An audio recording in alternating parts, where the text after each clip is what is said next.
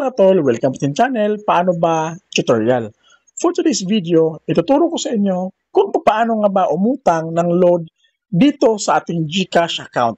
So dito nga makikita nyo, nakalagay na tayo sa ating GCash application. So ang gagawin nyo lang mga tol is i-click nyo lang itong view all. Tapos dito sa view all mga tol, makikita nyo yung send pay, tapos merong borrow dito. So ngayon ang gagawin nyo lang, i-click nyo lang itong borrow. Dito sa borrow mga tol, since load yung ating uutangin sa GCash, dito makikita nyo po yung borrow load. Ngayon, i-click nyo lang yung borrow load.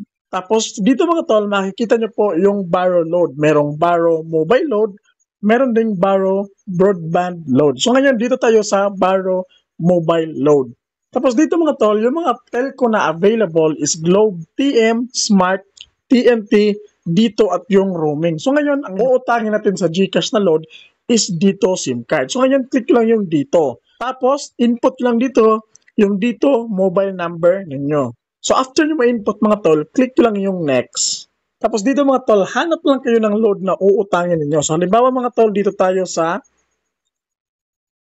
dito level up 129 na kung saan meron tayong ma-receive na 12 gig high speed of data valid for 30 days. So ngayon, click lang natin yan, tapos borrow load. Yan mga tol, since merong tubo dito sa GCash, yung ating total na babayaran mga tol is 141 pesos. Tapos 152 mga tol kasi nga meron siyang fees. So ngayon, click ko lang itong I agree, tapos confirm nyo lang. Ano mga tol, nakahiram na tayo ng load dito nga sa ating GCash account mga tol. So ganoon lang kapis mga tol kung paano nga ba humiram ng load dito sa ating GCash account. So hope nakatulong tong video natin ngayon. Don't forget to like, comment, and subscribe. God bless po sa ating lahat.